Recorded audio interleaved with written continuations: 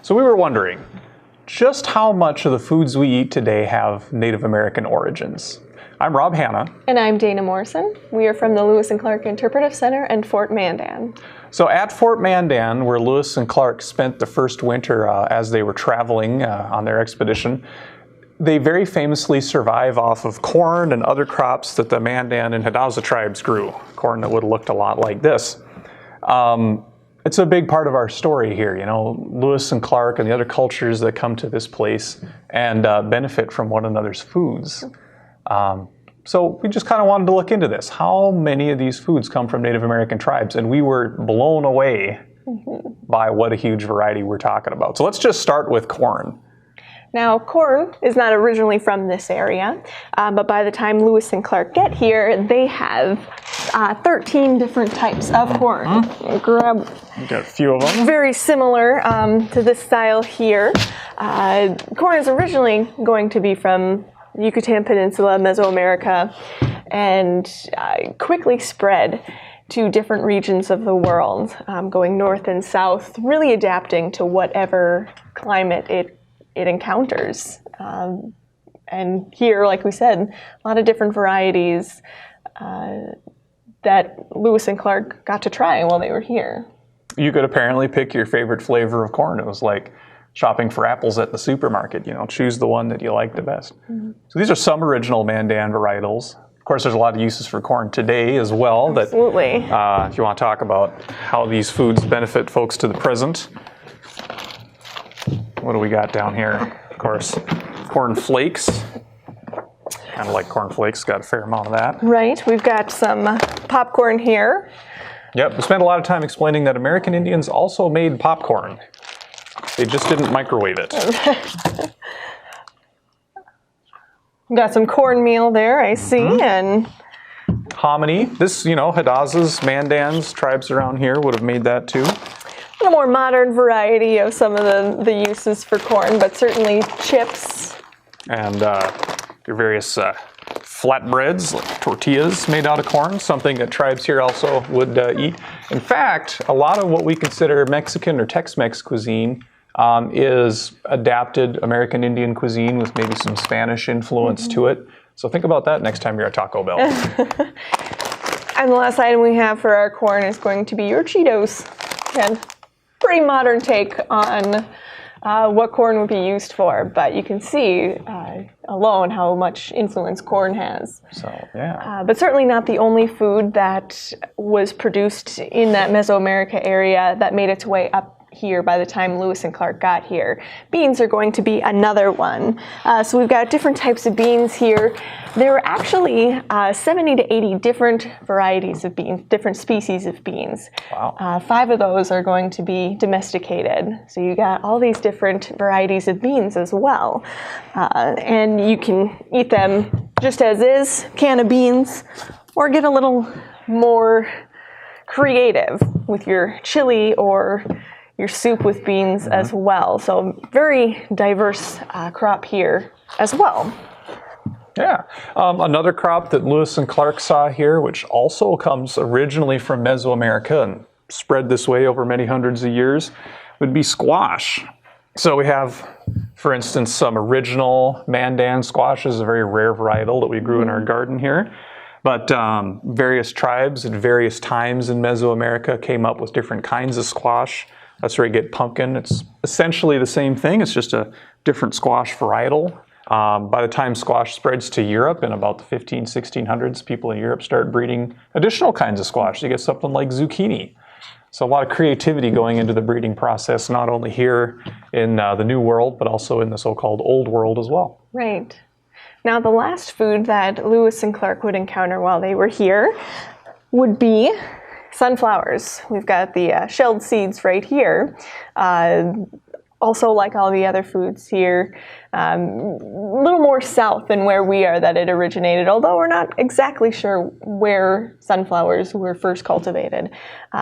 We do know that over time they went from multi-head to one-headed, grew quite tall. Also, we can enjoy them today too in different fashions, such as your dill pickle sunflower seeds here.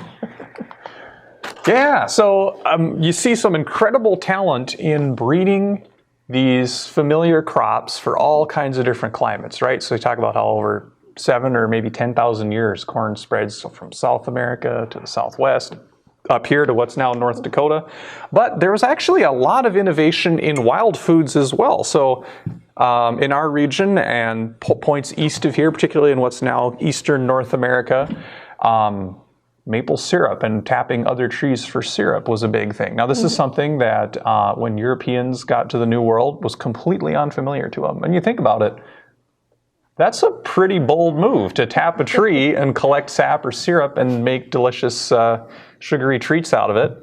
That is something that was invented here in the New World. So this is a very innovative way to practice hunter-gathering. Right. Something we still do today. Right, exactly. Now, another thing that they would gather would be wild rice. Again, up from this region. So you'd have someone paddling in a low lake or a slow-moving river and just take 2 rods and scrape the rice right off of the stalk that's growing in the water there. So another really innovative way to collect their food. Absolutely. Other wild foods from North America. This one really surprised me. Strawberries. It's a forest fruit that was found in Europe and other parts of the Old World as well. But strawberries that we eat today generally come either from Peru? No, Chile. Or Virginia. So today's modern strawberry, the kind that's kind of eaten now in mass quantities, originated in the New World as well. We've also got cranberries here. Wild fruit. Yeah. Another one is blueberries. There's a lot of fruits called blueberries, but the real capital B blueberries are also from North America. Something that Native Americans introduced to the world.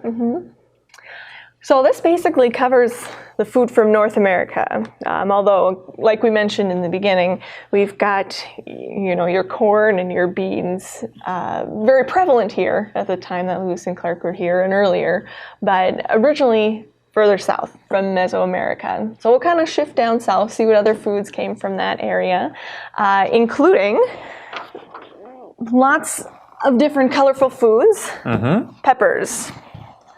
All different varieties. So we've got the chili peppers here, we've got bell peppers. These would grow in the Mexico, Central America area, what is today those areas. Now the interesting thing about these is that peppers were named by Christopher Columbus. He named them after the peppercorn. Again, he kind of thought that he wasn't in the New World, so he kind of misnamed these things, but the name stuck, and so we still call them by that today. Certainly there's lots of uses for peppers as well, including, we've got some dried chilies here, as well as some seasoning. We've got the crushed pepper, but also paprika as well. Okay, and this is a great example of how, we associate this a lot with Southwestern foods and stuff, but also a lot of Asian cuisine. The way this is spread around the world and really embedded itself is kind of amazing. You barely even think about the fact that this originally comes from Mesoamerica. Right. Another example, start with the actual bean here, would be vanilla. One of the most common flavorings that we use, and it's considered kind of boring, but this was a revolutionary flavor when it first became available. And of course, we have it in vanilla extract today. If you can get some actual vanilla flavored ice cream, we'll be eating this after the video here. Very good stuff. That's something that was cultivated by tribes originally along the east coast of Mexico and spread around the world from there. Another food from there will be your pecans that we have here. Let's see here. Got your papayas. Your avocados, which we most prevalently, I'd say, eat in guacamole form. Very popular stuff. Now we're going to continue going south, more to the South America region. So one thing that we don't really associate with, indigenous food is going to be the potato. a lot of us, and myself included, really associate it with Northern Europe. But it got there by way of Peru, that area there, Argentina, and so it made its way to Europe.